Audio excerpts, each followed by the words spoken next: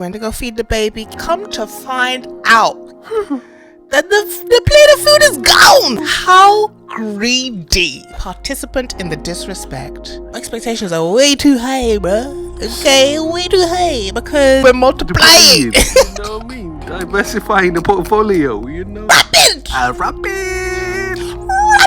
Which means we need to know now. We need to know. Now I know. Love you for love. Love you for love. Love you for life. Oh, yeah. Good morning, good afternoon, good evening. Welcome to another incredible episode of Husband and Life. I am Standish. And I'm Kelechi. And together we are the Traffickers. Happy New Year's Eve. It's nearly 2025. Nearly. What you gonna do tonight? Hey, what are you getting gonna into? go out? Hey. Hey, I could make a song, you know. What you gonna do tonight? Hey. I was off the dome. Off the dome, yeah. Welcome, people. Wordsmith Kel. Welcome. Yeah. We are happy to have you back for another episode. This is a special episode, end of year. Happy Tuesday. We're going to be talking about some of our most outrageous storylines that we had this year that we had to discuss. We've chosen a modest four, but you know, we just need to let you know and remind you of the madness that we were privy to this year. You know, the things that we had to discuss, and also remind ourselves on how we've evolved in our discussions about the madness. Yes, how we have improved, you know, and just analyzing, trying to be almost just giving our point of view, but also trying to get you guys to give us what you lot think. Trying to be not biased, trying not to be team women over there, always right, you know, trying to be objective as much as we can. Team male. We know you don't be doing that. He's guilty. What did he do? He did it. Yeah. So we're gonna dive straight in. But before we start, guys. What's going on? You have not been subscribing. What's happening? We're grateful for those of you that have. Well done. Congratulations. Welcome to the community. Okay. We hug you. We love you. For those of you that are still lurking, what's going on? Can't go into the new year still being a lurker. It's weird. Dude. Listen. Come on now. We don't judge. We subscribe. Yes, that's what we do. So just go, boom. Just a little, boom, 2 seconds. And then, you get your notifications. You're involved with the community. You can put your little 2 cents in the comments. We'd love to hear from you. So make sure you subscribe. So let's start with this video.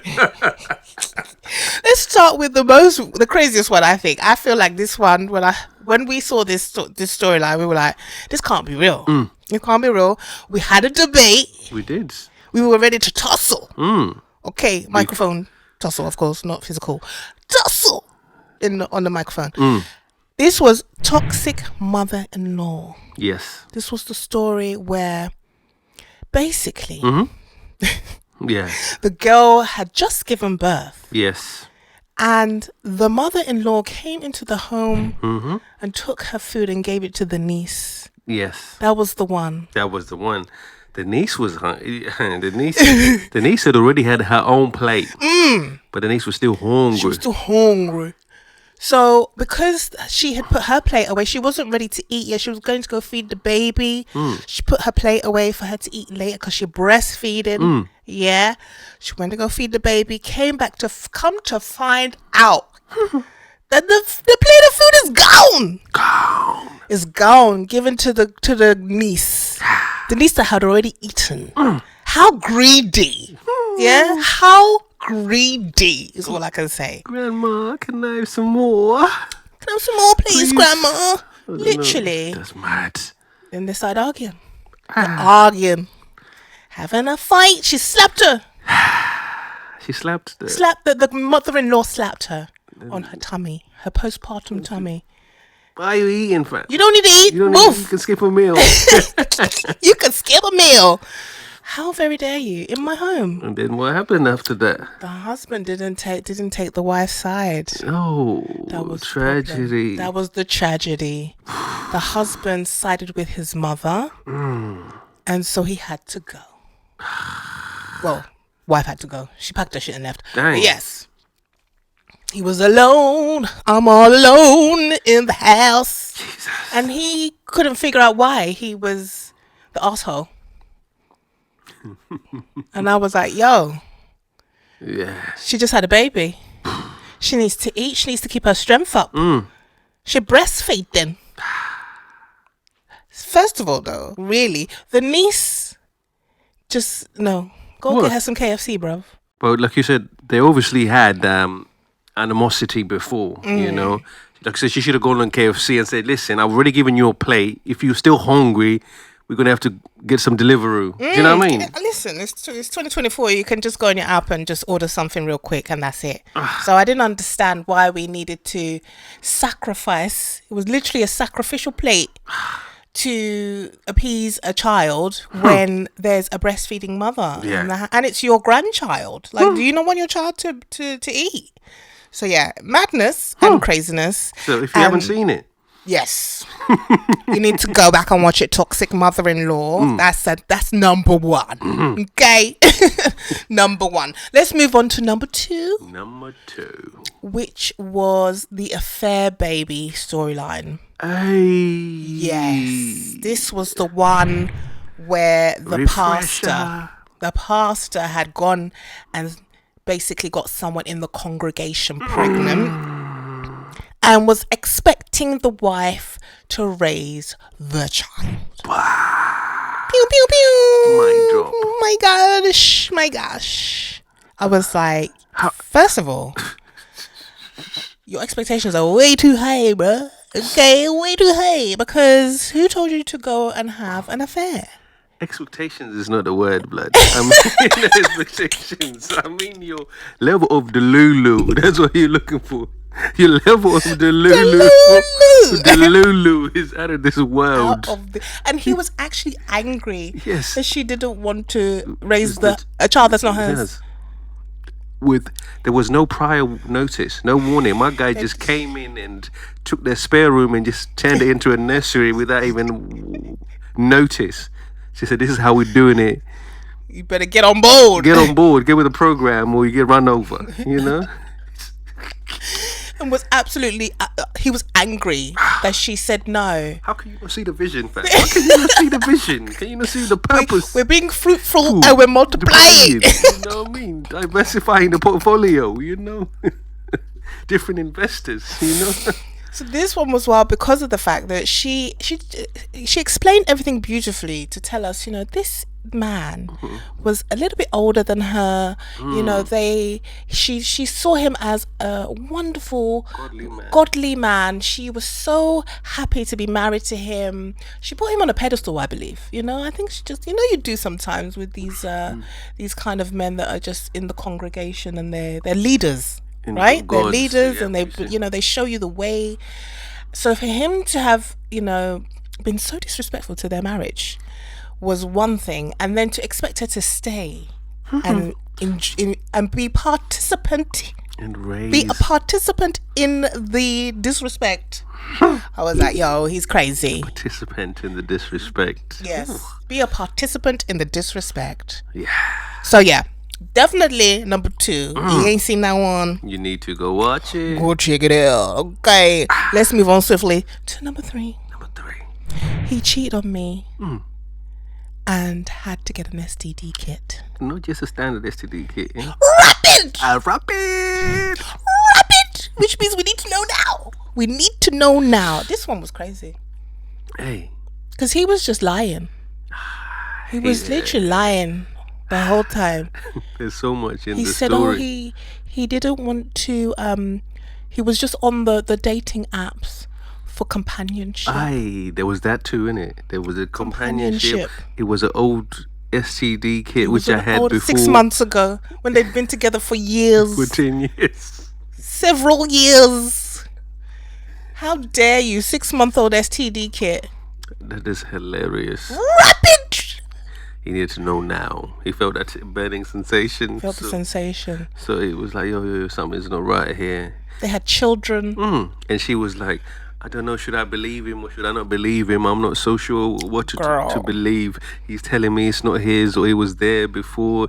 But it was still there. You were still together. So it's not like he had the kit before you met. You know? And if he did had the kit before you met, why is it still there? There's so many questions.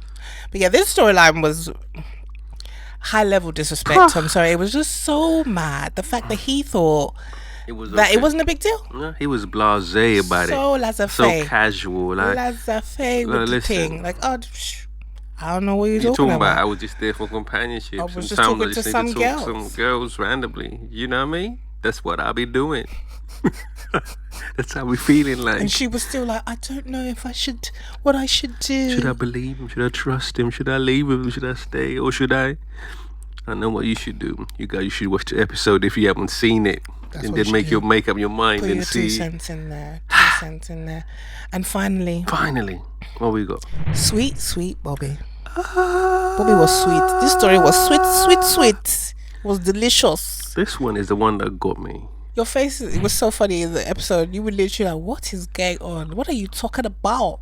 Because in 2024, where technology is but remember, it was a decade of catfishing.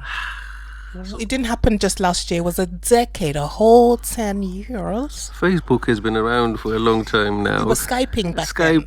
When they started, they were Skyping. They had BB Messenger, but they BBP pin, you know. Phones didn't have no camera on them.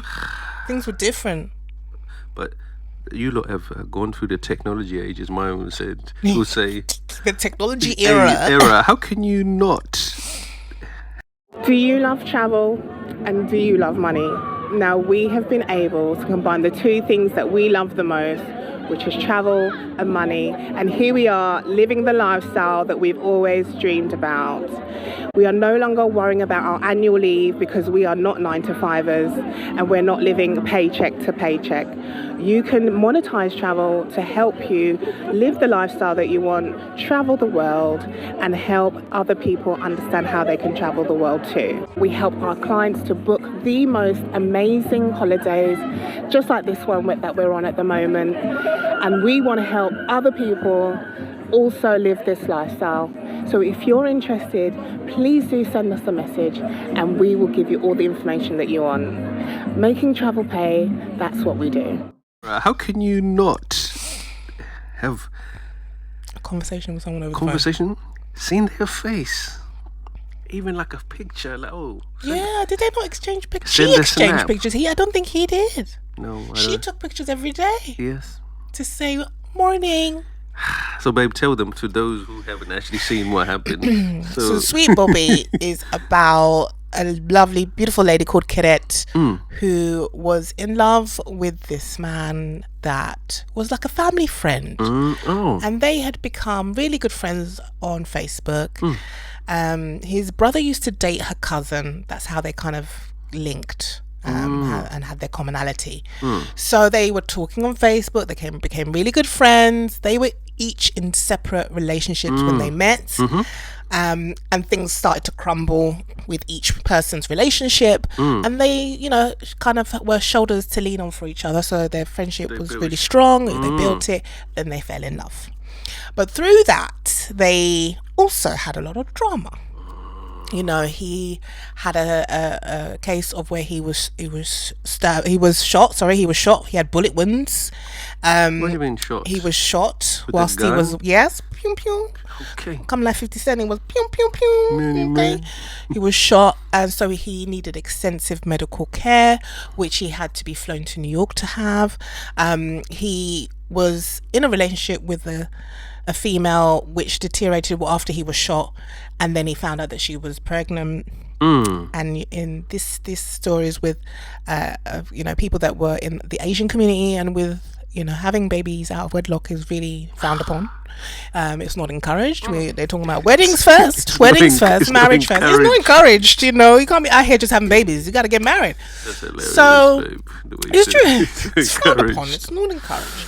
They're all about, you know, the sanctity of marriage and that connection and families coming together. It's community. We stay together. So the fact that there was going to be a scandal of a baby out of wedlock put a real big wedge in their relationship, because they were falling in love with each other. They wanted to get married. They were talking about marriage and families meeting and talking and all this kind of stuff. So throughout their time talking only online, they never met each other. They, you know, didn't see each other physically.